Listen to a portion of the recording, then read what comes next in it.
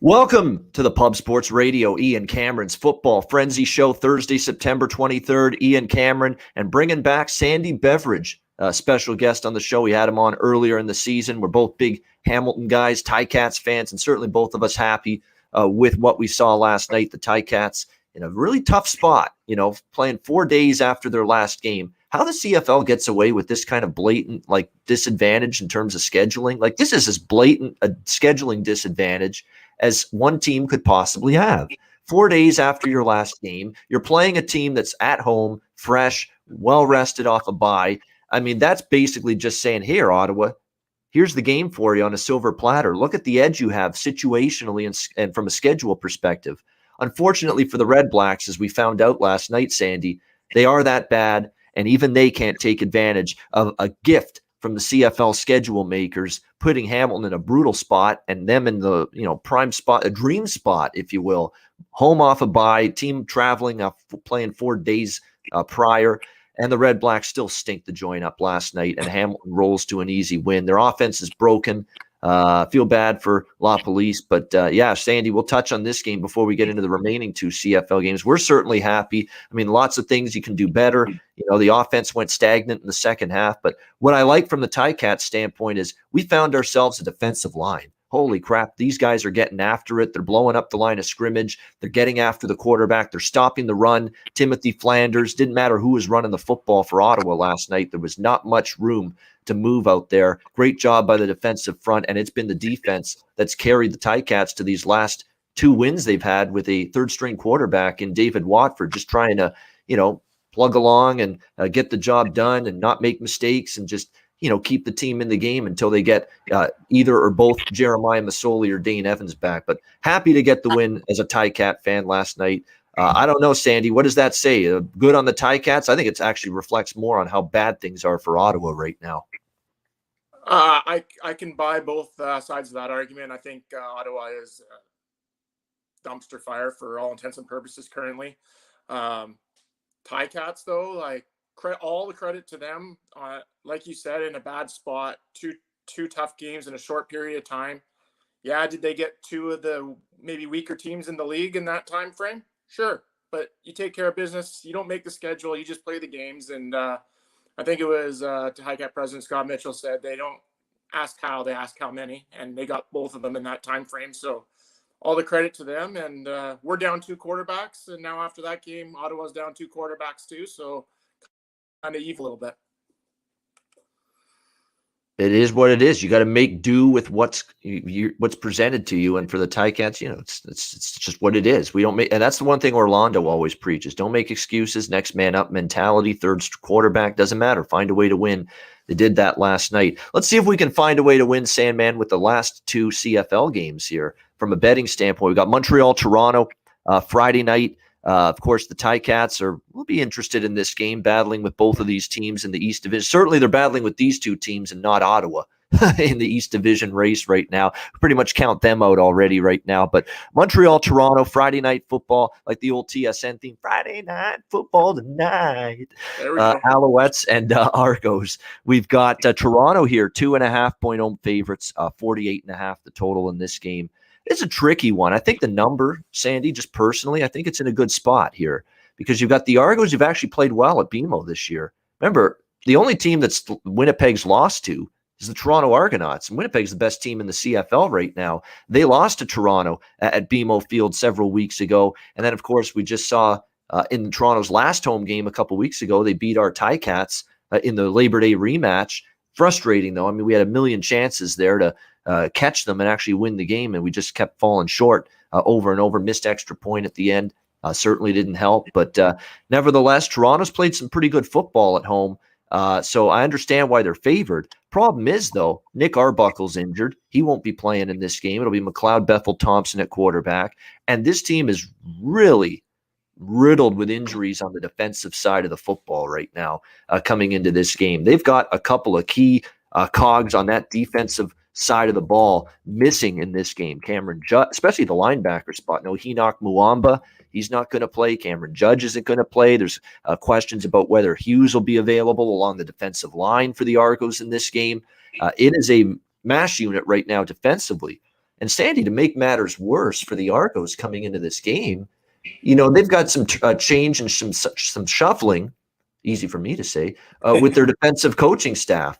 Their defensive coaches, they've had some COVID-19 issues, and now there's some changes going on. And now all of a sudden, they go from their two previous defensive coaches to now former CFL head coach and defensive coordinator Chris Jones back in the fold, basically bailing on coaching high school football or whatever he was coaching down south to come back to the CFL and take over the defense. And one thing I know about Chris Jones, because he's been around the CFL for a long time as a defensive coordinator and then, of course, later as a head coach, his defenses are complex. They are difficult to pick up. They are difficult to learn. They are difficult to execute right away. This is not the kind of defense that he puts out there where you figure it out in a few days and you're ready to execute at a high level.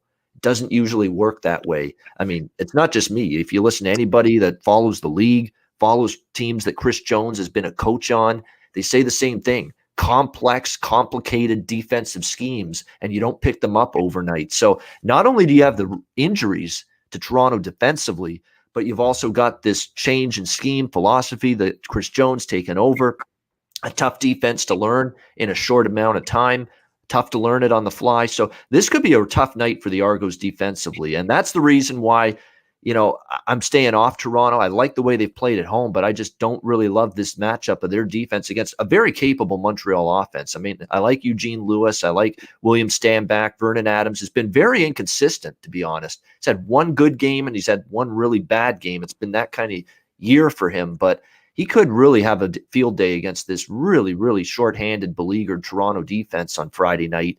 I think this game could be the high-scoring game of the week as well.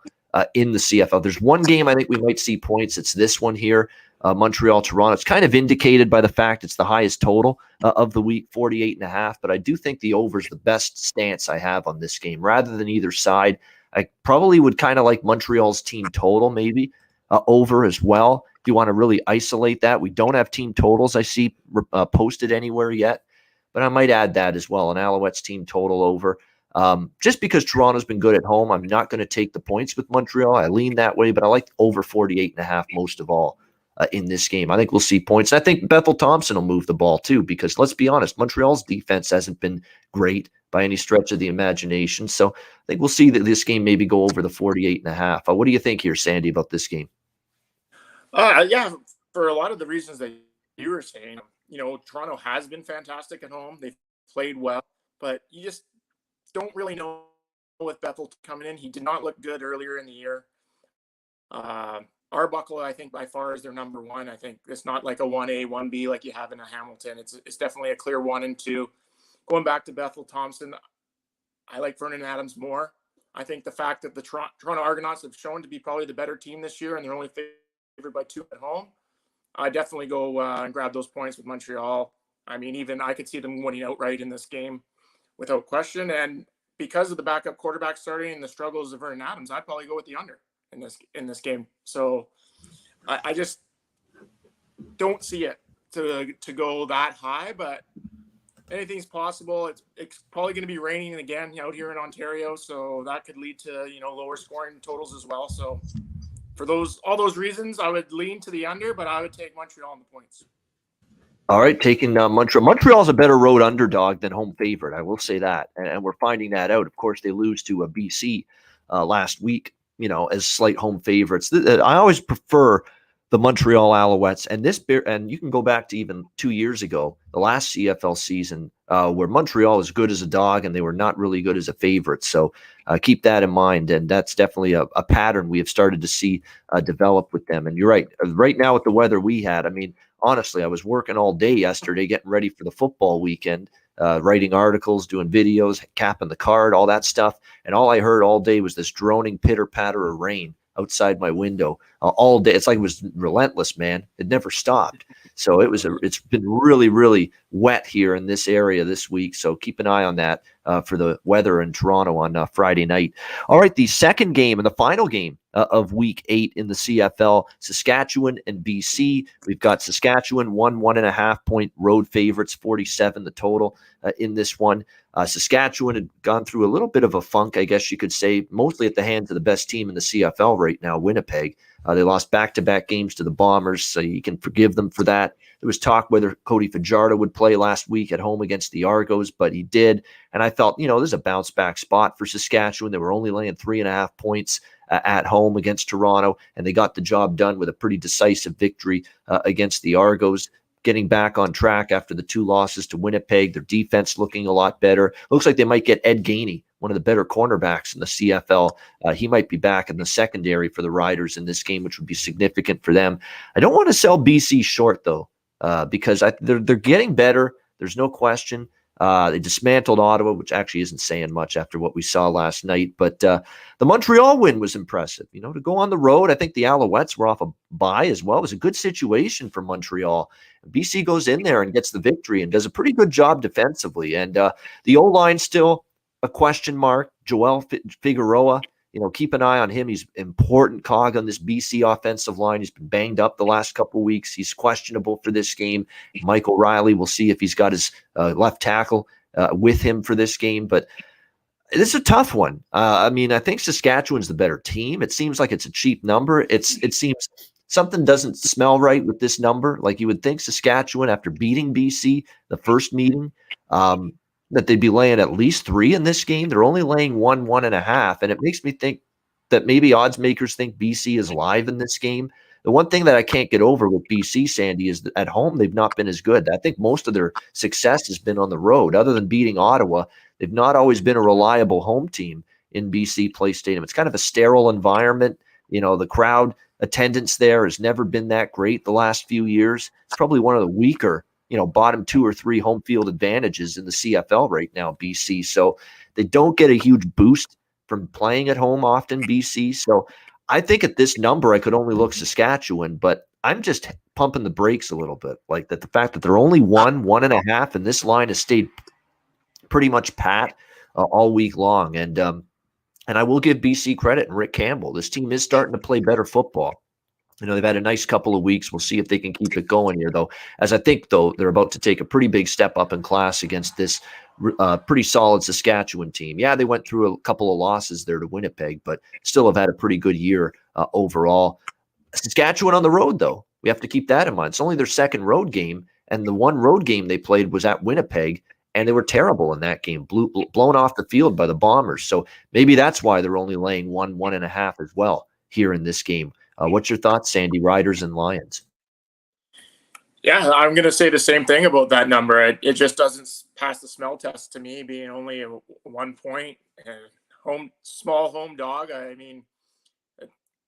It's so tempting to go with Saskatchewan for all they've done this year and how much better they've looked. But now suddenly BC's coming around and Mike Riley's healthy and he's been slinging it all over again, and they're finding their groove. And the number is just the problem. That's the biggest thing. At 1 point, they're just dangling the carrot for you to take Saskatchewan, and I'm just not going to do it. I'm gonna go with the BC Lions at home. I think they somehow find a way, possibly in a high-scoring affair. I think this one could also go over the number. I think with the way that Mike's been playing recently and Lucky Whitehead getting the big plays, and Saskatchewan is always able to put up points. Cody Fajardo's playing great football, and they're explosive as well. So I think this could be a high-scoring affair, but I think somehow BC pulls this one out. All right, BC and over. Sandy liking that for the finale of week 8 in the CFL. And yeah, BC, they've won 3 and again 2 against Ottawa. You can't go crazy about that, but they beat Calgary on the road. The only loss in their last 5 games was against Edmonton at home by 5. That's it. So it's been, it's tough to beat BC by margin right now, or so we'll see. And again, the Saskatchewan loss in the opener, there are only 2 losses this year. We're at Saskatchewan by 4 and the home loss to Edmonton by 5. So, they've been pretty much in every football game this year. And it's just, and Winnipeg and Saskatchewan, you just haven't seen enough from them on the road. They've been feasting at home at Mosaic, all year long. They played the one road game at Winnipeg, and they didn't play well in that game. So I get the sense BC could be live in this game. I do agree. If I were to bet it, it just seems like I would have to lean BC a little bit here as a home underdog as well. All right, that's the CFL for this week. Let's shift now. There we go. We're going to change the background. There we go, because it's NFL time. And we're going to start with the NFL Week 3 card tonight. We've got Carolina and Houston. We've got the Panthers, 8-point road favorites, 43 the total. I'm not going to say go out there and lay 8 now with Carolina. I think that's a little rich. In fact, most people, my numbers only had Carolina, and I'm high on Carolina. Carolina was a top. I had 2-0 with my top plays in the NFL last week, Sandy, and one of them was Carolina. You know, I'm very pro Carolina. I don't think I could have them power rated higher than I already do. And yet my number for this game was -6 on Carolina, not -8. So I can't lay -8 now with them, but I do have Carolina in teasers, 6-point teasers down to -2. I have got them in a couple money line parlays. I do think they win this football game.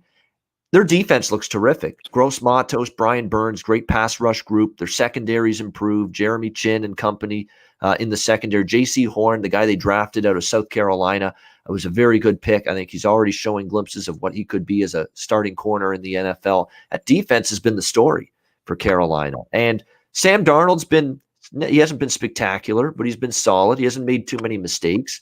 He's running with the football a little bit at times, believe it or not. We don't think of him as a running quarterback, and he's made the plays when they've been there. And let's be honest, he's going from a Jets team with a shit offensive line, terrible head coach, no weapons to work with, no playmakers on offense. Now at least he's got Christian McCaffrey, great running back. How good is it that they've got a healthy Christian McCaffrey to help out Sam Darnold, hand him the football, screen passes, little jet sweep plays. You can do all kinds of stuff with this guy. And that's what Joe Brady and this offense have done with him in Carolina so far. And then you got the good weapons on the outside. I think their receiving core, Sandy, is underrated. I think DJ Moore's a good receiver. Robbie Anderson's a good receiver. They've got some good targets to throw to. So I'm very high on Carolina, and yet my number was -6. I don't want to lay this many points now with Carolina. I think they win the game, but I'm just not comfortable laying 8. It's still an offense that, do you trust them to win by this kind of margin on the road? I'm not sure. I think they win the game, but just not ready to trust them laying 8. One thing I will say, Sandy, never at any point, whether he played at Stanford or obviously last week when he came in for an injured Tyrod Taylor, who of course is out for Houston tonight, never have I thought of Davis Mills as, well, that's a bona fide number 1 quarterback in the NFL. Not once. Not once. And it was rough for him last week. 8 for 18. Didn't look comfortable. He didn't set the world on fire in my mind at Stanford. And now he's going up against a defense that's been pretty damn good in the Panthers the first couple weeks. So I think he's going to maybe have a little baptism by fire here tonight against this Carolina team. So I've got Carolina in parlays and teasers. I wouldn't lay the 8. I think the game could be low scoring, lean under 43.5. And I like Christian McCaffrey from a player prop standpoint tonight, over rushing and over receiving yards. I think they're going to use him a lot. Sam Darnold's already using him a lot. He's shattered his receiving yard prop, I think, in each of the first 2 games. So I think the receiving yard prop I like even more for Christian McCaffrey than his rushing yards prop. But I do like them both, and I have bet them both for this game tonight. What do you think, Sandy, Thursday Night Football? I think we're thinking very similar about this game. So I do think it's a few too many points. Traveling on the road, short week. I think Houston's going to try to run the ball, shorten the game, give it to Ingram, to Johnson, to Lindsey, and just run the ball and slow the game down. And for that reason, I think that I would lean to the under as well. If I had to bet on the line, I would take the +8 for sure. I just think it's too much for Carolina right now. They beat the Jets in week 1. They beat a Jameis Winston that looked like he was playing for Tampa Bay again, just throwing up prayers and getting picked off. So I'm still not totally convinced on Carolina. I do think they're a good team. I also think Houston's got a better roster than what you'd expect. Everyone in the public, all they were looking at is Deshaun Watson's not playing. Deshaun Watson's not well. Tyrod played pretty well. Unfortunately, now he's not available, so we'll see what they can do without him. But I have also already bet the prop for over McCaffrey rushing, so I'm on him tonight too. Over 82.5, I think I got. All right, good stuff. Now, this is not now, I love my world famous touchdown scorer props. I post them on Twitter pretty much for every primetime NFL game, and I have bet usually a lot of them on the afternoon games on Sundays too. This is not a game where I'm peppering the board with touchdown props because I don't think there's going to be a lot of touchdowns in this game. So I'm going to maybe pick a couple here and there, but not many. I think maybe one. I think Mark Ingram might steal a carry down by the goal line and get one, and that would be the only one that I would for sure go with. I mean, you can go with McCaffrey for a touchdown every game, but you're not going to get very well paid on it. But Exactly. Yeah, you're going to have to always be, even money or even laying a price, most times with Christian McCaffrey in terms of betting player touchdown score props, I should say, involving him. No question. All right, let's move to Sunday now. We got Arizona and Jacksonville. Arizona 7-point road favorites, 52 the total. Should be a shootout because Jacksonville has no defense. I mean, that's become clear as day here in the first couple of weeks. They got shredded by Houston of all teams. Tyrod Taylor in week 1. They were a little bit better last week, but that's not saying much. Denver still went up and down the field. A couple of mistakes for Denver prevented them from getting even more points than they did. There's no pass rush. Secondary's breaking down. It's just not good defense here for Jacksonville. The offense is struggling too. The O-line's the issue. I don't put as much blame in Trevor Lawrence. Look, he's a rookie still in the NFL. He did great at Clemson, but hello, you're in the pros now. It's not going to be as easy. And with the O-line being problematic, and Laviska Shenault injury is significant too because he's been one of the counted upon receivers for the Jaguars for them, although they're still hoping he can play on Sunday. DJ, I actually like the receiving core, but the key is going to be Chark and Jones are pretty good too, but they got to get that O-line to protect better, and they're just not giving Lawrence the time he needs to throw the football down the field. Arizona's defense looked just like, wow, this defense is going to be a lot better this year in week 1 against Tennessee, and then they looked basically the polar opposite last week against Minnesota, where they had to hang on for dear life, needed a missed field goal from Greg Joseph. Incomprehensible. He missed that 30-plus yard field goal, dead center. And Arizona survives, which is good because I had a couple Arizona parlays, and they survived because of that missed field goal at the end. So this is a tricky one. Again, just like Carolina, I'm pro Arizona. I'm not looking for reasons to bet against them right now, and I'm not certainly looking to bet against them with Jacksonville. That's for sure. 0-2 straight up, 0-2 against the spread, Jacksonville to begin the year. But I got Arizona in some of these parlays and teasers, much like Carolina. They win the game. I'm very confident they win the game. Do I want to lay 7.5? No. I think the game could go over the total, though. Can you get something from Jacksonville? And I think you can get something offensively from Jacksonville based on Arizona's defense looking a little bit more susceptible last week. And then on the other side of the fence, I think Arizona can hang 35, maybe even 38-42, honestly, in this game against Jacksonville. The weapons, Kyler Murray's ability to throw the ball, to run the ball, that's going to give a defense that can't get a pass rush, can't stop the run, getting shredded in the secondary. They're not doing anything right. And Arizona's just got so many ways offensively they can attack you. So this could be a real rough day for that Jags defense. So could be higher scoring in my mind. What do you think here, Sandy? Jags and Cards. I agree a little bit again with you. I mean, Arizona's put up over 30 points in both their games so far, and this isn't exactly a step up in the team they're playing against, a step backwards almost. So I have no reason to think that they're not going to be up in the 30s again, at least. So you're well over halfway to going over. And with Jacksonville, if you fall way behind, they're going to have to keep throwing the ball. And, at some point, the defense stops carrying towards the end of the game if you're up by 14 or 17 or 21. And here comes the backdoor over with Trevor Lawrence getting a couple of garbage time touchdowns towards the end. So I would lean to the over as well. All right, lean into the over as well. Yeah, you're right. Backdoor with these, especially, that happens a lot lately. That's why you're never comfortable. You're up 10-14, laying 7, and you're still like, get that next score, get that 17-point lead. Close that back door for me, please. You don't want any burglars coming into the house. And sometimes you don't always get that. And then, you're basically really, biting your fingernails in the last minute or two if you're trying to hold on with a defense that, let's be honest, what do these defenses play when they're up by 10? Prevent defense. It prevents you from covering. That's what I always say. It's prevent defense, all right? It prevents you from covering, prevents you from winning a bet. That's what it does. Like they always say, the good teams win and the great teams cover, right? That's exactly it, no doubt. Colts and Titans. Are either of these teams great? I'm not so sure. Tennessee, 5.5-point home favorites, 48 the total in this one. So I've laid the 5 with Tennessee, and I've got Tennessee in a couple parlays here this week back home. They got the win they needed against Seattle. I was impressed with Tennessee and the fact that could have gotten off the rails for them, right? They got whipped by Arizona in their first game. They're down, 24-9 at one point last week in Seattle, one of the tougher places to play in the NFL. And they just said, you know what? This whole second half left. Let's start giving Derrick Henry the football, take pressure off Tannehill.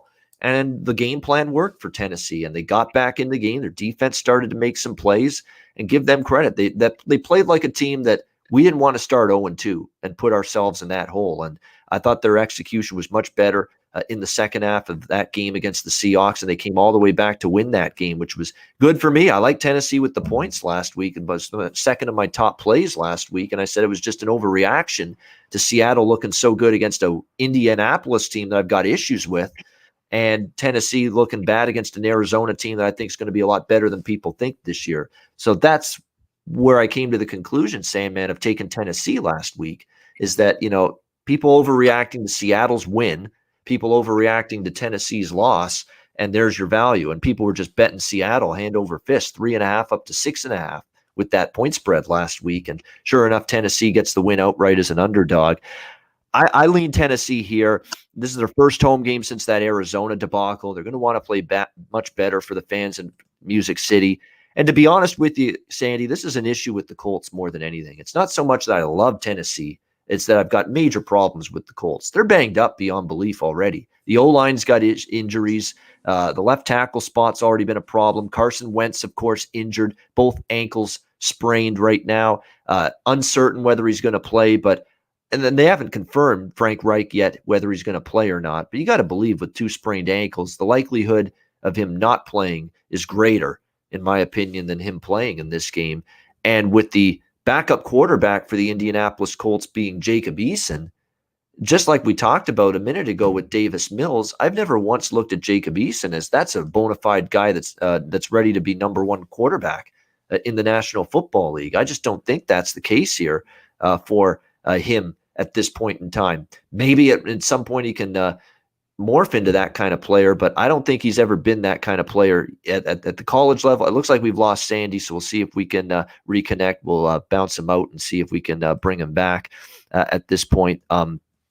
But yeah, I mean, Jacob Eason, the jury's out. I mean, and if you saw the way he played when he stepped in for Wentz last week against the Rams, it was pretty rough.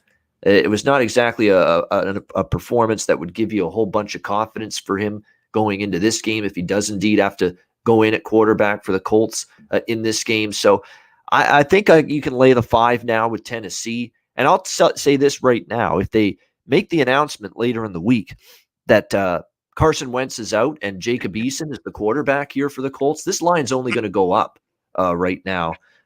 So to me, if you like the Titans, I don't think it's the worst thing in the world to take the -5 now. Because if Jacob Eason's your quarterback instead of Carson Wentz, it's going to go up. It's going to be closer to -7 by kickoff if Carson Wentz doesn't play. And I think there's a damn good chance he doesn't play. So I lean Titans here. Again, are you getting a great number with Tennessee? No, but I have no doubt that my number on this game is closer to Tennessee -7 if there's no Carson Wentz. So I find that if I think he's going to not play, which I believe, I'm going to put my doctor's cap on and say that team doctor Ian Cameron for the Colts, and say that Carson Wentz ain't going to be good enough to play. If I believe that, I should bet -5 right now, because my number without Carson Wentz is Tennessee -7 on this game.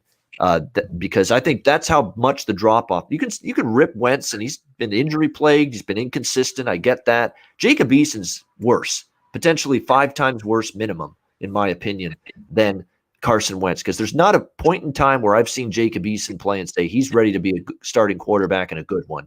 Not at all. So I think below a touchdown, it's Tennessee or nothing for me. Sandy, we got him back, it looks like here. Sandy, Colts, and Titans. Yeah, no, apologize about that. So ironically, I guess maybe it was supposed to happen like that. I'm not touching this game. Without knowing whether Wentz is going to play, I'm not going to just jump on Tennessee. I think if Wentz does play with the Colts being 0-2, they're going to be hungry to really come out and fight for. You don't want to go 0-3. It really puts your season in jeopardy at that point. I do like the Colts defense. Traditionally, they're pretty good at stopping the run. I was on Tennessee last week as well. I like that number. I think you were right. I think there was a lot of opportunity there that last week. I don't think there is as much again this week. So for that reason, I've kind of left this game alone. I don't have a lean or a feeling on this one either way. Yeah, and it's injuries at receiver. Zach Pascal, questionable. Paris Campbell, questionable. You might be down to Michael Pittman and Mike Strachan and Ashton Doolin as your receivers this week for the Colts, with Jacob Eason at quarterback. Yeah, have fun with that. That's not going to go well. That would be tough. But if Wentz plays, he's used to having bad receivers, like when he was in Philly. So. Oh yeah, exactly. When we've got Greg Ward. Yeah, when we had Greg Ward, converted quarterback, being one of your go-to receivers for that Eagles team last year. So yeah, he's used to it. Again, keep an eye on this. Wentz hasn't been ruled out completely, but 2 ankles sprained. I mean, it's just a hard time believing that he's going to end up playing here for the Colts in this one. All right, we got Baltimore, Detroit. Baltimore 8-point road favorites, 50 the total in this one. Total's been bet up, 48.5 to 50 in this one. Detroit actually outgained Green Bay last week, but it's one of those situations where don't be fooled by the box score or the final stats. Detroit, it was a rough game for Detroit again, 35-17. They started off good, but as the game went along, Green Bay's defense got pretty much aware what to expect from Jared Goff, and then things got more difficult. Again, their defense got ripped apart. Again, that's 2 weeks in a row. Detroit's defense has been absolutely brutal. So that's going to be a problem, I think, for them moving forward. We got the Baltimore Ravens, though, Monday Night Football, overtime game, a barn burner with the Chiefs. From a spot perspective, it's not the greatest time to step in and lay 8 with Baltimore on the road. I mean, they're coming off 2 huge games. Well, just a mammoth win for them. They wanted it badly. They had trouble with Kansas City, and they finally beat Patrick Mahomes and the Chiefs. Lamar Jackson, for the first time, finally beats Patrick Mahomes and the Chiefs head-to-head. Now you're laying 8 with Baltimore on the road in this game. Don't know if I necessarily trust them. And look, it's still a team that's just riddled with key injuries on the defensive side of the football. The running back position's still been banged up. They've cobbled together Tyson Williams, and a bunch of other running backs, but still banged up there. We're going to have to see if they get Jimmy Smith back. He's questionable in the cornerback spot. He's been banged up. There's a couple others in that secondary also battling injuries. The left tackle, Ronnie Stanley's got an ankle injury. Derek Wolfe, the defensive end, out. Marcus Peters is out, for pretty much the year now. So a lot of injuries still for Baltimore.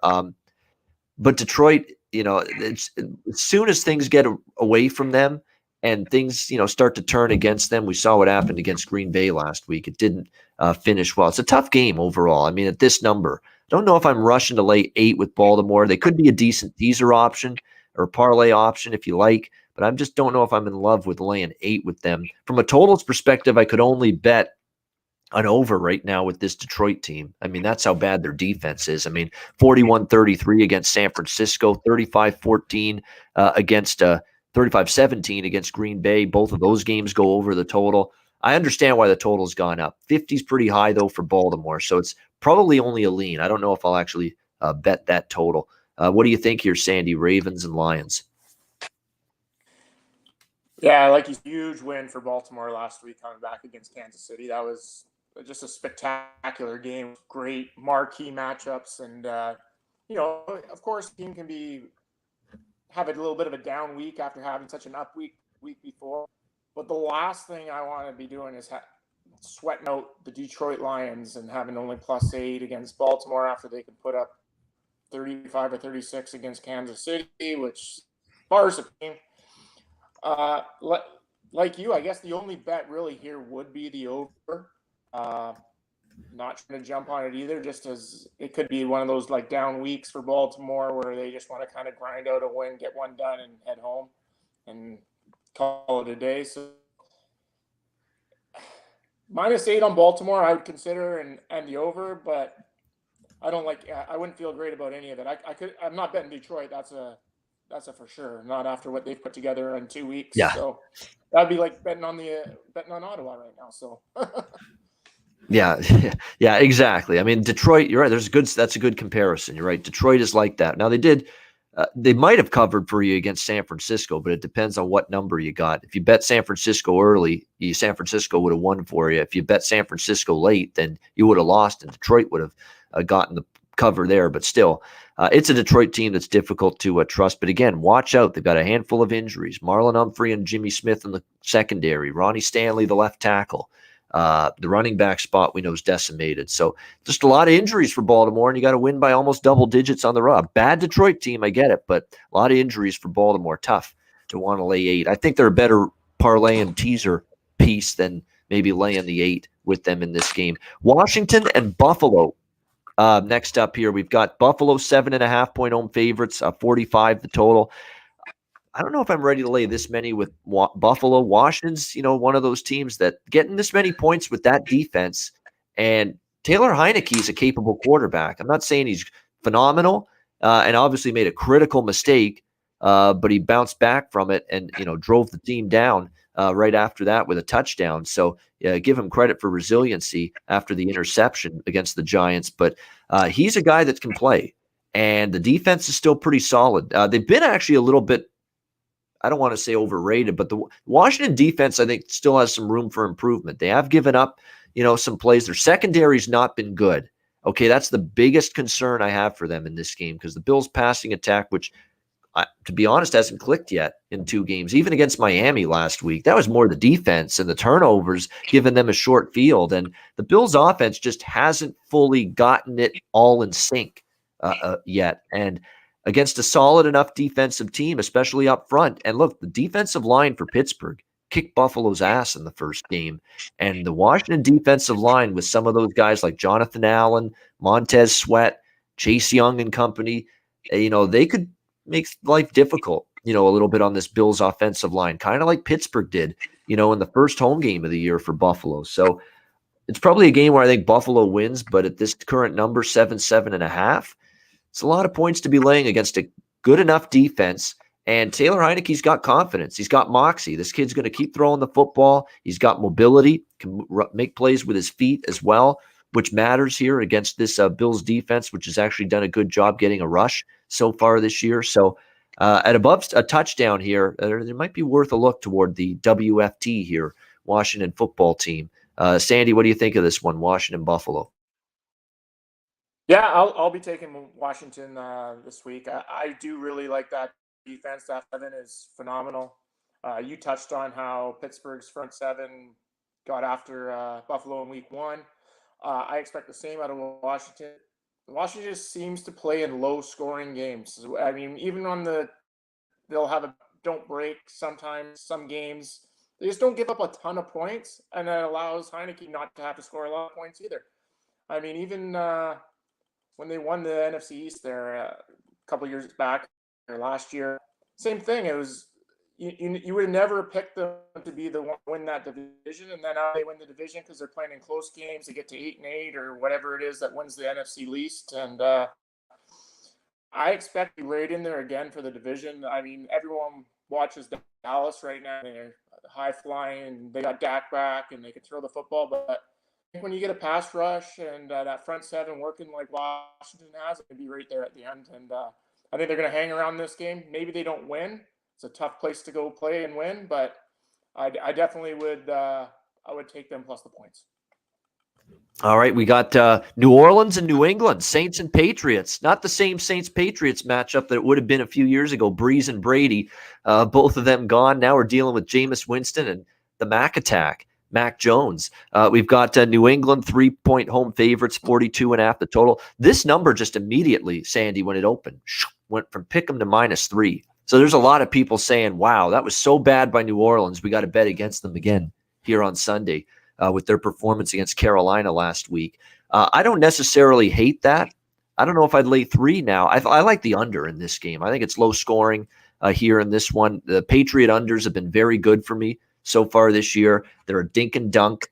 short, intermediate passing offense, run the football a lot. Very good defense. I think we're finding that out. New England's defense is very good. Even in the loss against Miami, I thought that Patriots defense played pretty good in that game. And more than anything for New Orleans, just a lot of issues right now. A lot of injuries already mounting on this Saints team, both sides of the ball. Of course, they had 8 assistant coaches. No wonder that they were screwed up in that game against Carolina. And another thing, too, to factor in is they had the hurricane in Louisiana. They've been displaced. They've basically been displaced from New Orleans for a while. They had to open the year against Green Bay in Jacksonville, and then you have to go to Carolina last week without 8 assistant coaches who are sidelined because of COVID. And now all of us, and no wonder that's going to affect you.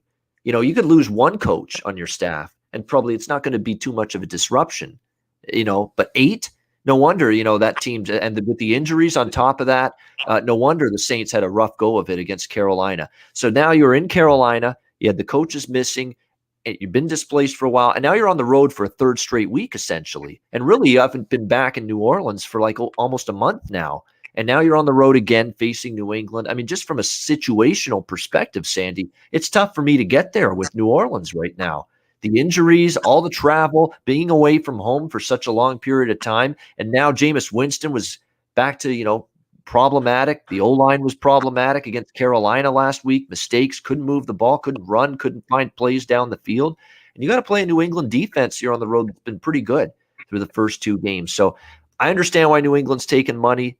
I lean them at -3. I don't know if I'll bet it now with the move, but I lean New England and I lean under the total. I think it's a lower scoring game. Sandy, what do you think, Pats and Saints?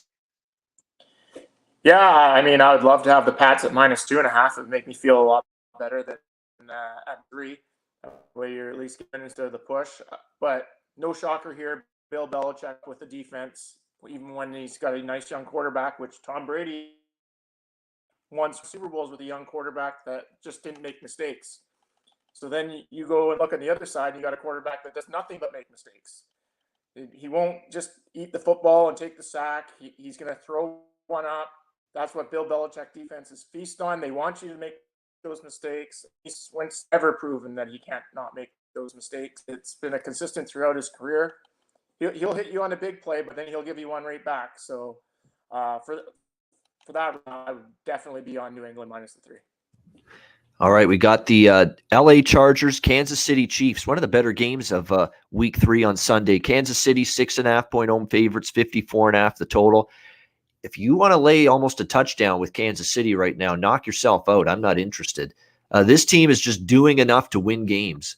Believe it or not, you know what's crazy, Sandy? They are, I believe, 10-3 straight up their last 13 games, and they're only 2-11 against the spread in those 13 games. They've been money burners. You haven't been making money back in Kansas City for a very long time right now. They didn't cover against Cleveland in week 1, laying 5.5, 6, and they were very fortunate they escaped with a win.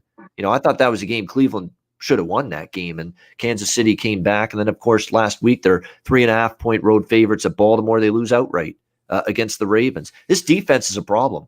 And Steve Spagnuolo's got to figure it out, the defensive coordinator for the Chiefs. It's just not good right now. Giving up plays on the ground. They're giving up big plays. It's been a very, very bad start to the year for the KC defense. And I'm not laying points of this magnitude with a team that's not winning games by margin, that's got a bad defense at the moment, and a Chargers team that usually plays Kansas City tough. And I like the spot for LA. Frustrating loss against Dallas.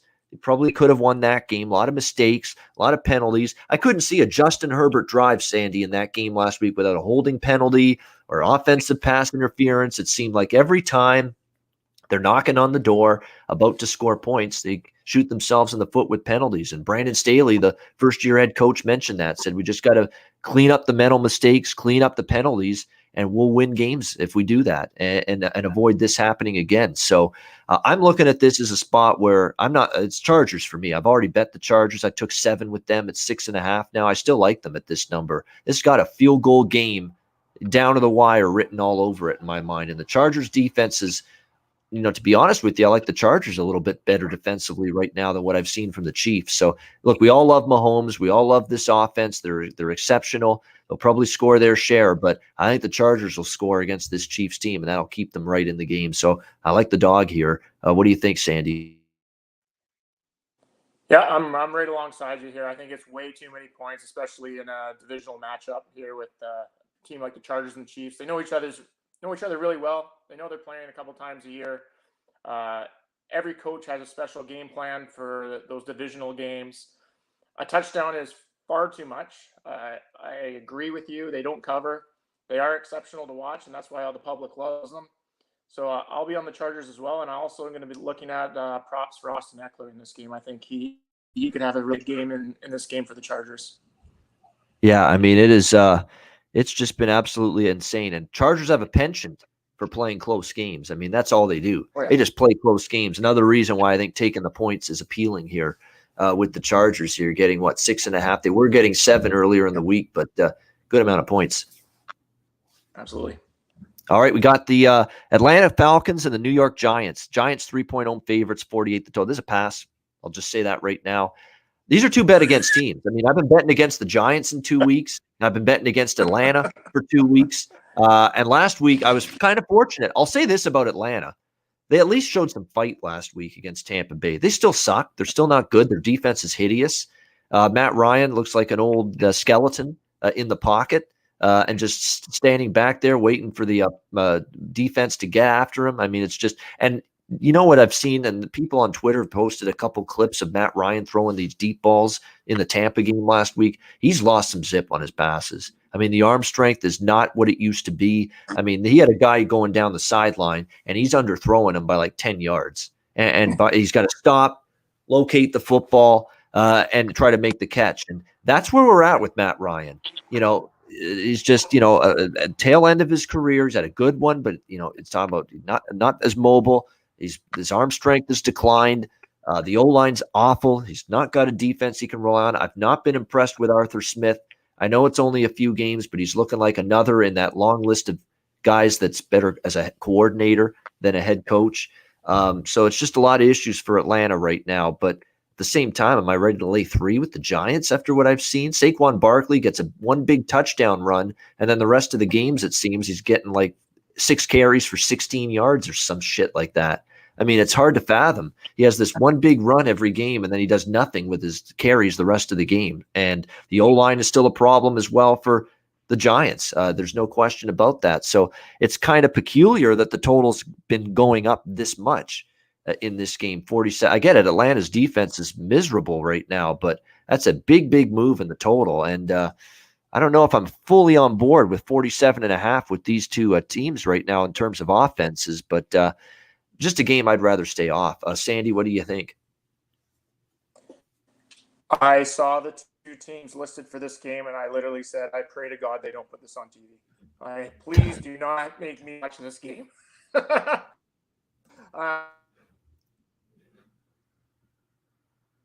Thing that I could say could manage the Giants is they're coming off the third.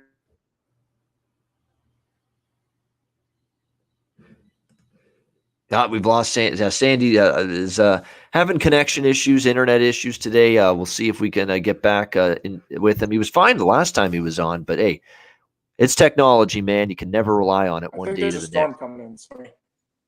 Yeah, it could be as well, but that's all right. You know what you can do? I'll bounce you out, and you can come back in because that seemed to fix it the last time. Here we go. There you go. All right. We'll see if he can bounce back in after this. All right. Chicago, Cleveland. We've got Cleveland 7-point home favorites here, 45.5 the total in this game. This is an interesting one here with the Browns and the Bears. Justin Fields confirmed to be the starting quarterback here. But I'll tell you what, with Justin Fields right now, he has, he's coming along slowly. I mean, the preseason was up and down for him. Even last year when he came into the game against Cincinnati, some ups, some downs. It's going to take him time. He's not going to be ready to just light up and roll on offense for this team right away. You've got Chicago, though, getting 7 in this game. They've taken money early in the week. Definitely the betting markets like Fields as opposed to Andy Dalton. And I can't necessarily blame them for that. But I don't know if this is a tough one because now that it's down to 7, I don't know if I'd want Chicago anymore. I think if you got above a touchdown, I can understand taking the Bears. The Bears defense was good last week. I know they gave up those 2 late scores to the Bengals, but the game was already well in hand at that point. So you have to keep that in mind. If he didn't, again, 6 for 12, 60 yards and an interception last week. Remember, the Bears also had forced a bunch of turnovers from Joe Burrow and the Bengals last week. We'll see if he can maintain that here this week. It's just, to me, I got to see what he does. He's going on the road here for this first start. At the same point in time, in terms of wanting to lay 7 with Cleveland, if Tyrod Taylor doesn't get hurt, there may be life and death to win the game last week, the Browns, because the Texans, they had their hands full with Houston until Tyrod Taylor got injured and Davis Mills had to come in for Houston, and that's when the Browns took control of that game. So it's a tough one for me. It's probably not a game I'll be involved in. Sandy, what do you think, Chicago and Cleveland? Yeah, I don't have a huge feeling on this game, but if I were to bet it, I think there's going to be a little bit of a boost here for the Chicago Bears. I think they're going to be excited to have their young quarterback in. I think he's going to make some plays with his feet. If he doesn't make any mistakes throwing the football, I could definitely see Chicago covering this one. So, I won't be betting it personally, but in my pick 'em pools, I'll be taking Chicago plus the 7. There you go. Lean to Chicago. Cincinnati and Pittsburgh. Man, this line has just been – all the value seems to be out of Cincinnati. And I took Cincy plus 4.5. I thought, wow, I had already missed 5.5 on Cincinnati in that game. And now we're seeing 3 for the Pittsburgh Steelers in this game, 43.5 the total. And obviously people not exactly enthralled with the Steelers' performance last week against the Las Vegas Raiders. And there's obviously some major problems now from an injury standpoint. TJ Watt, who can do it all from the linebacker spot, getting injured last week. That is absolutely, there's no sugarcoating it or can't downplay it. This is a legit impact injury on defense here for the Pittsburgh Steelers. There's no question. He is that significant to this team on the defensive side of the football. And they're definitely going to miss him here in this game and moving forward. Ben is going to play. He's still got he's going to play in this game. He did get dinged up a little bit last week, but he is going to play. But again, you've got key injuries on the defensive side of the football. We know TJ Watt's out indefinitely, but you're talking about Joe Hayden, the cornerback. You're talking about Carlos Davis along the defensive line. You're talking about Devin Bush, the linebacker. Remember how much worse or how much they missed him last year, Devin Bush at linebacker, when he got injured for the Steelers. So just a lot of issues right now for Pittsburgh. And I understand why the money's come in on Cincy. I don't know about at +3 right now, but because I've got a better number, 4.5 on Cincy, which I took, I think, on Monday. I bet it because I saw the line already moving. But I think it's a good under game is right, because Pittsburgh has been an under team from the beginning this year. Both of the games went under the total, the Buffalo game, the Las Vegas game. There was a quote from Ben after the Buffalo win. He basically thanked the defense, praised the defense, and said, they're going to have to carry our butts for a while. It's essentially what he said, and he's absolutely right. The offense is still a work in progress. Remember, 4 offensive line starters that are brand new for this Pittsburgh Steelers offensive line, and that's just going to take time for that group to come together. So the under does make sense in this game. The total's gone from 47 all the way down to 44, but I agree. I don't think Burrow and the Bengals are going to light things up against, albeit they're missing some pieces on defense, but Pittsburgh's defense has still been decent so far. And on the flip side here, you've got Cincinnati here with the turnover issues they had last week. Could be difficult to move the ball. Pittsburgh, obviously, they're not lighting up the scoreboard. Their O-line's in a bit of chaos right now. I understand why the money has come in on the under in this game. Sandy, what do you think here? Bengals, Steelers. Yeah, I can definitely see where you're coming from on that under. What I'm seeing in this game is I see another, quarterback that can come in and throw the football. He's got some 3 great weapons, very similar to what Oakland came in with last week, and were able to throw the ball all over the field in Pittsburgh. So for that reason, I have Cincy already at +3.5, not as good as your number, but I also have them on the money line. I think they come in and they win in Pittsburgh. I think this is a game that Cincy kind of makes a statement that they're a younger team that's a little bit more athletic than what Pittsburgh's putting on the field right now. And without TJ Watt getting that pass rush on Joe Burrow, I think he's going to be able to get the ball around the field to all the receivers. Yeah, the Steelers haven't ruled out Watt yet. Birdie's right. But, the kind of injuries suffered last week, and Cincinnati being the opponent, it's not like you're playing the Ravens. It's not like you're playing the Browns. You're playing one of the weaker teams in the division. I don't think they'd chance them and play them. This is me putting them on my quote unquote team doctor cap on again here in this game. I don't know for sure, but just intuition tells me he's probably not going to play here in this game. And again, there's a bunch of others. Devin Bush question, although he did practice yesterday, so that's a good sign. But I've seen this before, Sandy. I've been watching NFL injury reports for years. You could be practicing Wednesday, and you're still not guaranteed to actually play and be on the field on Sunday. Yeah, they're suspect at best. Highly suspect on what they report and what they want you to know. And I just think Cincy can come in and win this game, like just a statement game for them as a young team, and Joe Burrow making like a statement win. I just see that it's available for them if they can pull it together with all the injuries that Pittsburgh currently has, unless Big Ben comes out and is vintage Big Ben. And you also know why Cincinnati's dangerous to bet against as underdogs, because it doesn't matter what the score is. We saw this. We've seen it already this year. We saw it from Joe Burrow last year before he got injured. He keeps on chucking the football and trying to score when he's down 10 points, 14 points, 17 points. He tries to punch in touchdowns late. He doesn't say, well, it's just not our day. We're not going to, we're going to stop playing it. We're going to stop trying to score right now. So that's why, they're dangerous catching points. And I'm always interested whenever Cincinnati's an underdog. I remember taking them against Minnesota. I took them last week, maybe, should have laid off when they were only getting 2.5 against Chicago, but still they made it interesting late.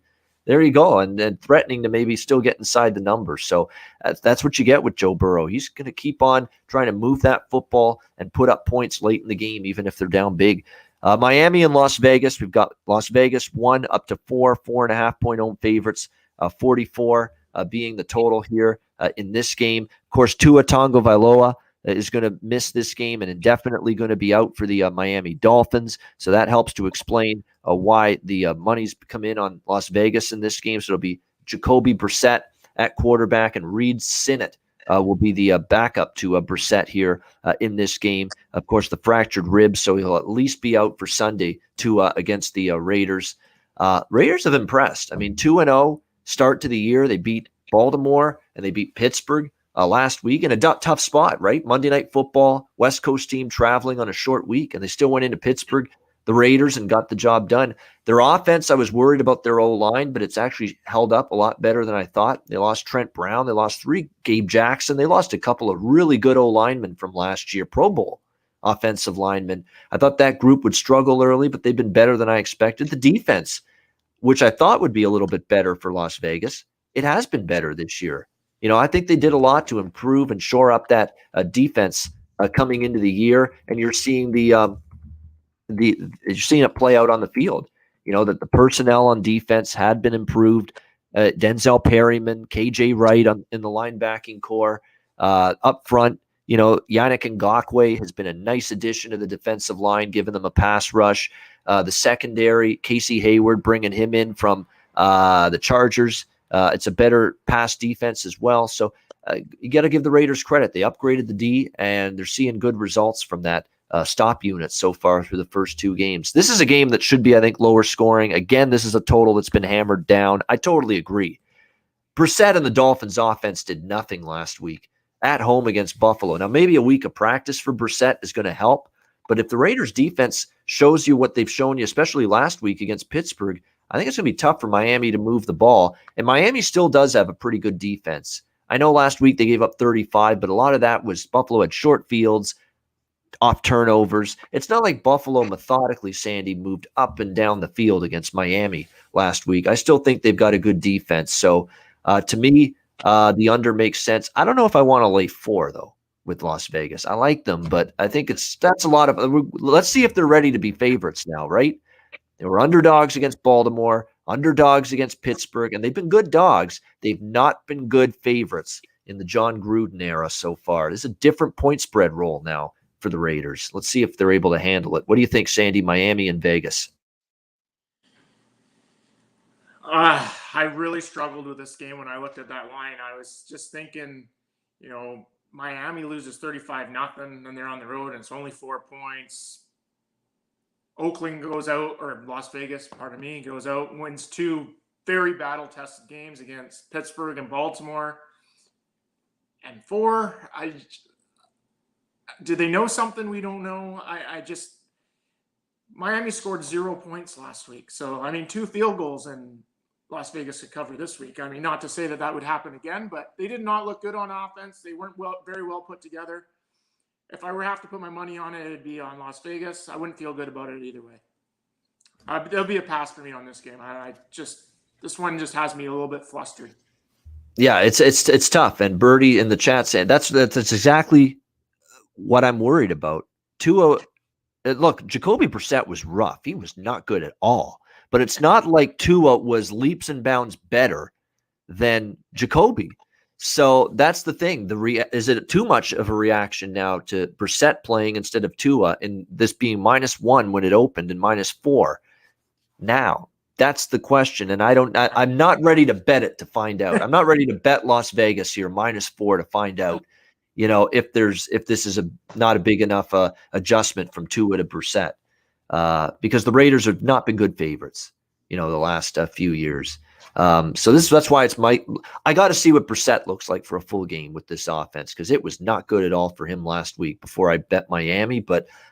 I just don't know if I'm ready to lay 4 with Las Vegas in this spot either. Jets and Broncos. We've got Denver 10.5-point home favorites, 42 the total. Jets are unbackable for me for at least right now. Zach Wilson's just been dreadful. I mean, 4 interceptions last week. You're not, and the thing is, people were saying Zach Wilson at BYU. How's that BYU offense looking this year? Pretty good still. It's not like they're missing him as much as people thought. He's just having a tough time. He's having trouble, finding receivers. He's not reading the defense as well, hanging onto the football too long, just making bad decisions. The kind of things I was worried about. I was not on the Zach Wilson bandwagon when the New York Jets drafted him. And now we're seeing kind of why that is. It's been rough. And look, he's not getting a lot of help. The O-line's got issues. They don't have a great deal of playmakers on offense. The defense, of course, suffered some injuries in training camp. That hasn't helped as well. I mean, Jamison Crowder's now questionable. I mean, outside of Corey Davis, you don't have much there at receiver. Braxton Berrios actually had a decent game last week, but is that something you're going to get from him routinely? Now, Denver, look, they played the Sisters of the Poor, in the first 2 games. You can't deny that. The Broncos have played Jacksonville last week in a very easy game. And then they played a weak Giants team before that. So are we ready to lay 10.5 with Denver, even against a Jets team that's been woeful in the first 2 games offensively? Maybe, maybe not. I think if you like Denver, and I lean Denver, all right? Jets are not a team I can back right now. But I think the better way to go with Denver is maybe a first half, which you can get at -6.5. It is, Denver at home for the first time, and we know that's a good home environment there, Mile High. They're going to be charged up. They're going to be fired up with a 2-0 team coming back home for their home opener here. So I could see them getting off to a fast start. I'd rather have Denver in the first half, -6.5, rather than -10.5 for the full game. So if I were to get involved, I'd probably go Broncos first half. What do you think here, Sandy, Jets and Broncos? Yeah, the spread is going to be a no fly for me, the 10.5. I'm not really sure how this game's going to play out. But my biggest thing is I think I like the over in this game, strictly because of how bad the Jets are, both defensively and offensively. You start giving them turnovers and short fields, I think Denver can put some points up. And then I think Wilson's going to have to keep chucking it. So, I mean, it's one of the lowest totals of the week, where I think 41.5 roughly. And I could definitely see this game going over with the propensity for turnovers from Zach Wilson, the pass rush from Denver. They got some guys that can get after him, and he can make some mistakes, hold on to the ball a little too long, and that could be turning into points. And then he's got to play from behind, and maybe they get a few points as well. I see this one going over the total. And when you look at it for Zach Wilson, he played in Carolina. Okay, it's a decent atmosphere. And then, of course, he plays at home against New England last week. This is the first time for that young rookie kid quarterback now in a raucous road environment, which Denver can be. Let's see how he can handle it. I get petrified of the prospects of even considering a bet on the Jets with the way he's played so far, now having to play in that crowd environment in Denver. So, yeah, Jets team total under, Jansen. I would not argue with that. I would not ever say to anyone, don't bet Jets team total under. Problem is it's 14.5. I mean, it's a low number, but I think it's going to be tough for them to surpass 2 touchdowns, to be honest with you, from what I've seen. Against that defense, that Denver defense has given up 67 yards per game on the ground.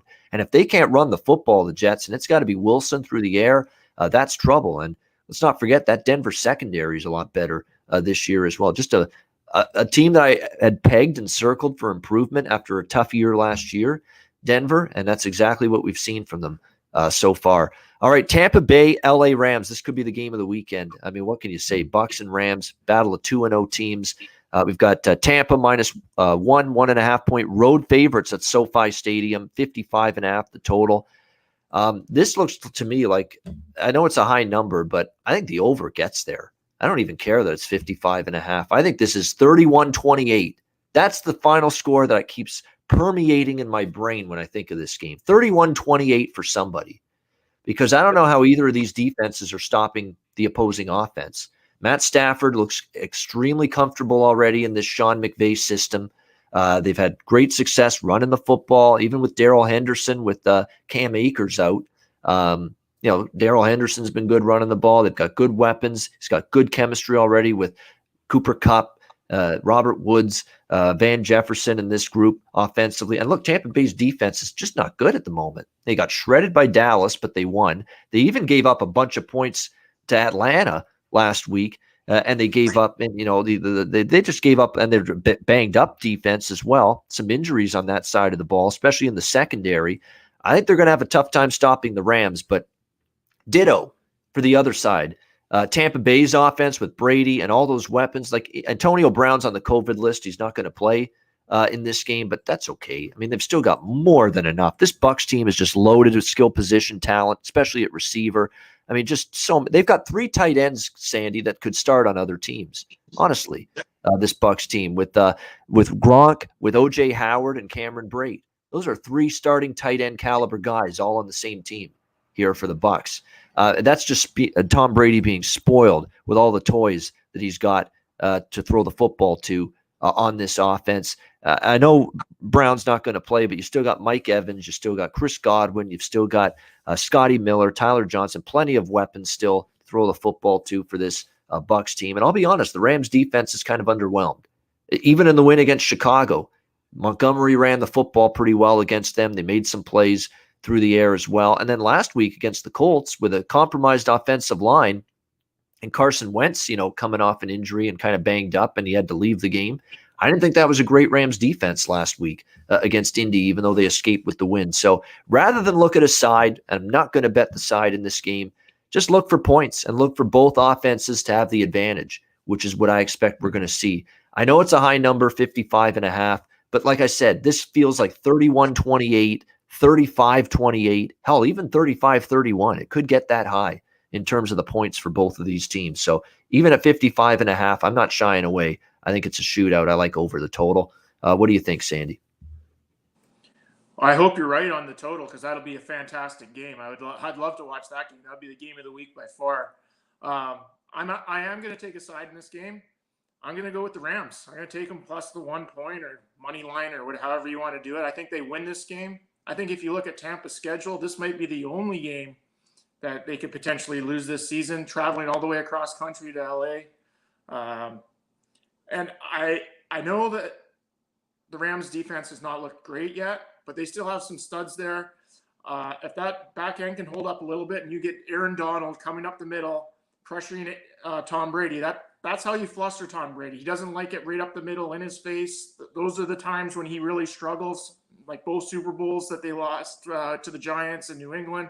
He still doesn't like it. He doesn't want people at his feet all the time. He doesn't mind stepping up in the pocket when he gets the edge rush. But I think if Aaron Donald can have a game, he's not going up against Quentin Nelson this week, so it's going to be a little bit easier on him. And I think for that reason, I think the Rams can get just enough stops to win this game.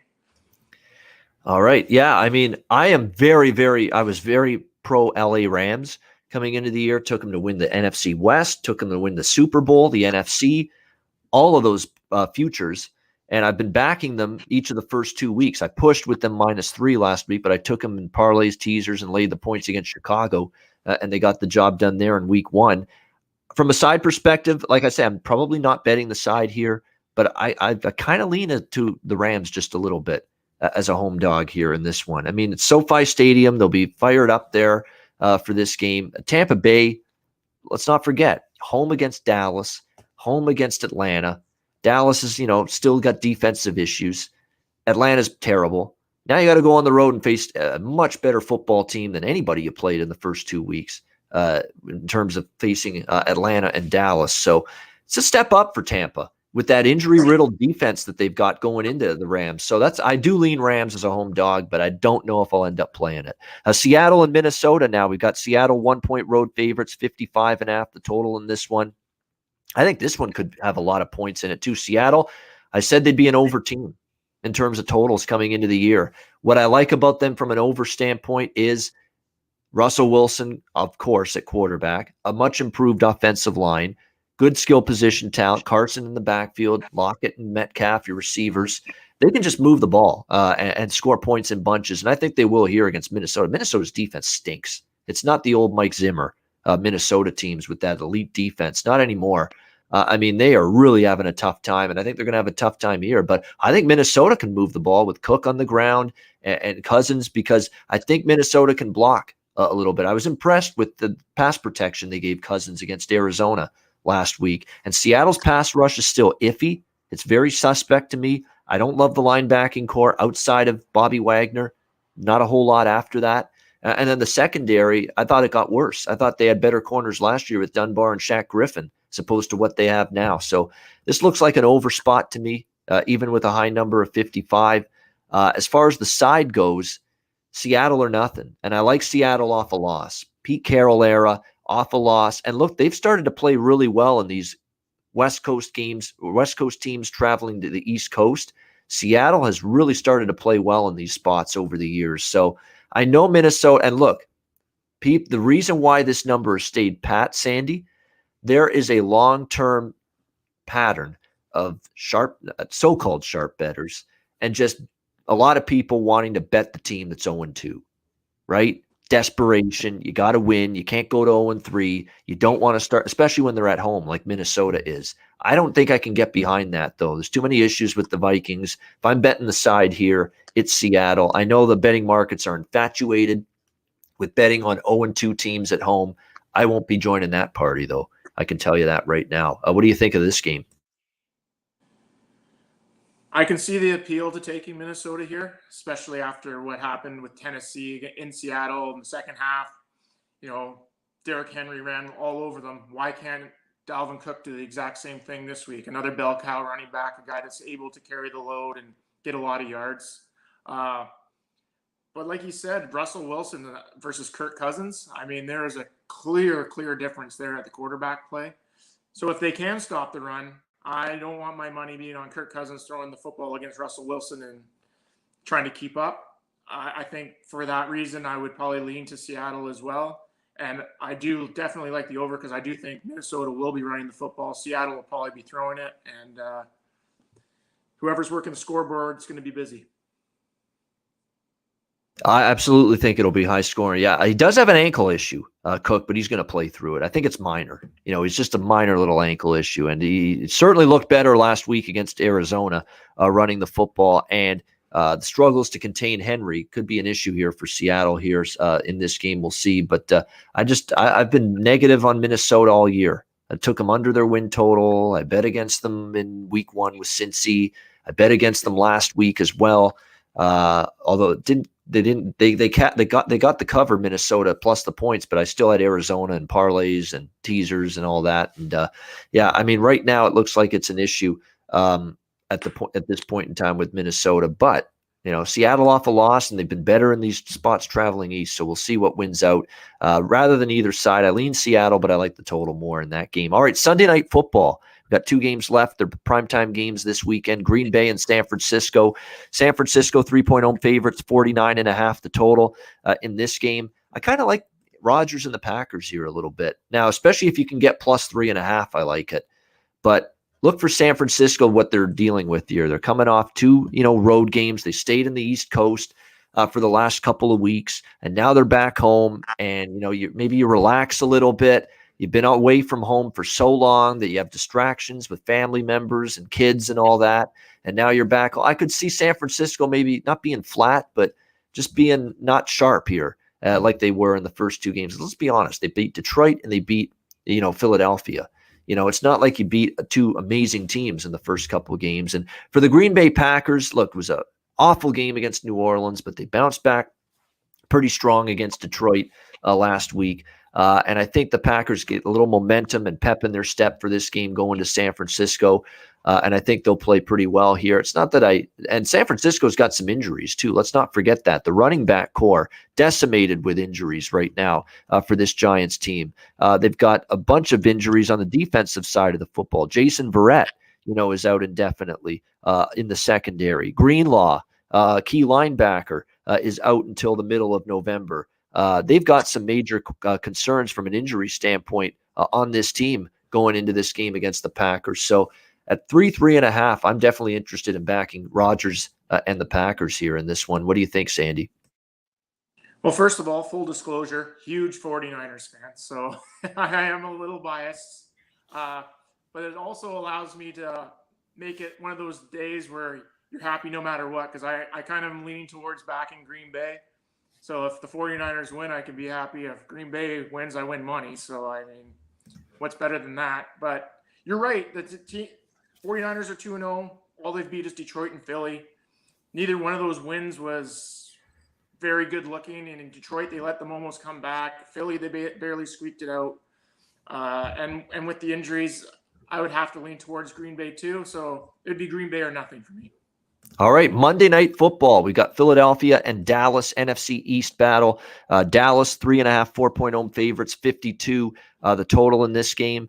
So the Cowboys have one hell of an offense. I think we've discovered that. And they're going to have a very good offense this year with Dak Prescott, with Tony Pollard and Zeke Elliott. They're kind of sharing the backfield responsibility right now, running the football. And then, of course, with a great receiving core led by Cooper and Lamb. Schultz and Jarwin are pretty solid tight ends. It's a good offense, and the O-line's fairly healthy, or as close to healthy as they've been in a long time. There's a lot to like right now with Dallas offense. The key is their defense, right? It was a sieve last year. It was absolutely terrible. It didn't play well against Tampa.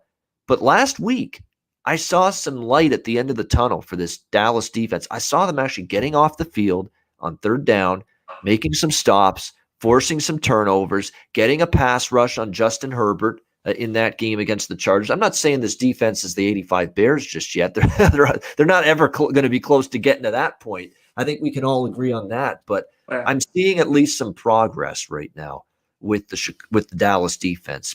Positive progress the way they played last week against the Chargers. Hell, Leighton Vander Esch and Jalen Smith, their linebackers, who've basically been displaced the last year or so because they've been so bad, they actually had a hell of a game last week against the Chargers. So things to like about Dallas's defense. And when you look at Philly, they beat up a terrible Atlanta team. They played someone pretty good last week, San Francisco, and they reverted back to the offense we pretty much saw most of last year. Couldn't move the ball, couldn't sustain drives. Jalen Hurts looking a little bit erratic, inaccurate, throwing the football. And if Dallas's defense shows you the improvement they showed you last week in that win on the road against the Chargers, I'm thinking I could only look to the -3.5 here with Dallas in this game. But again, we're talking about laying points with the Cowboys, which has been not an easy thing to do. But right now I'm leaning Dallas. Not a strong opinion, but I just don't know if I'm ready to back Philadelphia here in this game, considering how good Dallas's offense has been. And if indeed Dallas's defense shows what they showed last week, then maybe this team's going to be showing some improvement here in the short term. Because I'll be honest, I upgraded Dallas, Sandy, in my own power ratings for the NFL after last week, just based on the fact that it's like, wow, the defense is flying around. They're making plays. I haven't seen that in almost 2 years with this Dallas team. So positives for the Cowboys, at least going into Monday Night Football on the defensive side of the ball. Sandy, what do you think of this one? NFC East battle on Monday night.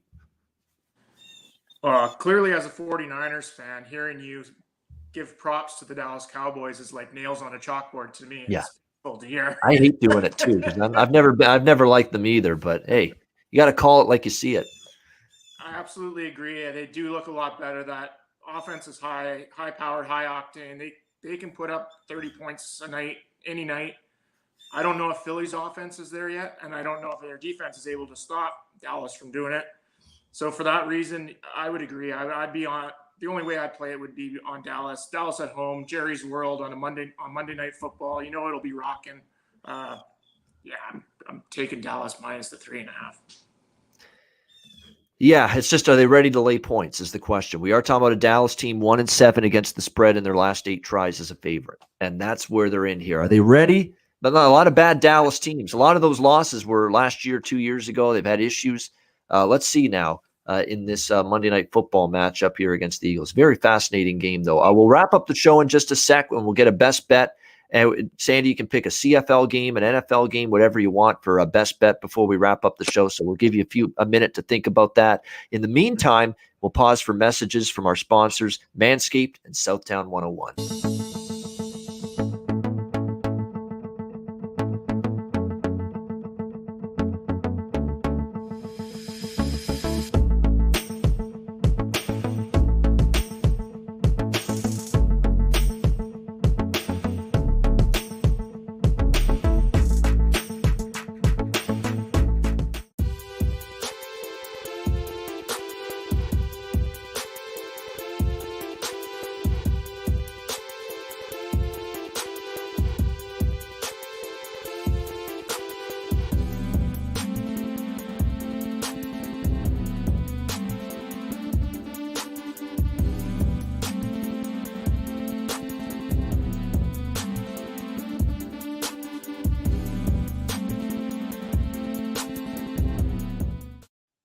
All right, Southtown 101, when you're in San Antonio, stop in for great food, drinks, live music, DJs, karaoke. It's got all the stuff I want in a bar, pub, and restaurant. I'll tell you that right now. Karaoke's the if it's got karaoke, I'm there.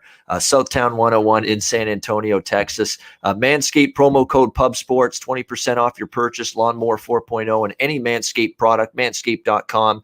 20% off your purchase using the promo code PubSports. And mybookie.ag, promo code PubSports. Football's here, NHL and NBA, hockey and hoops right around the corner. A great time of year to sign up for an account, mybookie.ag. Bitcoin accepted currency as well at mybookie.ag for your deposit. So check out mybookie.ag. Use the promo code PubSports. All right, great stuff with Sandy Beveridge once again, his second tour of duty on the Ian Cameron's Football Frenzy show this season. Great to have you. Great job once again. Before we wrap it up, we got to give the viewers and listeners a best bet. And it can be anything from the CFL card, the NFL card, whatever you like the most, Sandy. Give us what you got for a best bet. All right. Well, I won the last time, so I'm 1-0. So hopefully let's keep this rolling. Thanks for having me on again. I'm going to go with the Chargers plus the points against the Kansas City Chiefs. I think they keep it close. And I think that's going to be a field goal game at the end. And either way, you still get the win with the plus points. There you go. And I like that. I'm in full agreement, fully endorse that best bet selection for Sandy. The LA Chargers plus 6.5 against the Kansas City Chiefs. For my best bet, I'm going to go with, let me just make sure we got the best number that's out there. Oh, there are a couple 55s out there with this total. I'm going to go to arguably the game of the week in the NFL. Like I say, 31-28 minimum. I think that's what we see with this game. Tom Brady, Matt Stafford, letting it fly. Two defenses that have shown both their share of vulnerability in the first couple weeks of the year. A fascinating game, a fun game, exciting game with points. That's what I see. Tampa Bay Buccaneers, LA Rams, over 55. Let's go with that for my best bet. The CFL, I usually try to give a CFL best bet on this show. I don't love the 2 Friday CFL games, lukewarm opinions on them, but I'll go with an NFL game for best bet. Bucks Rams over 55 for my best bet on this week 3 NFL card.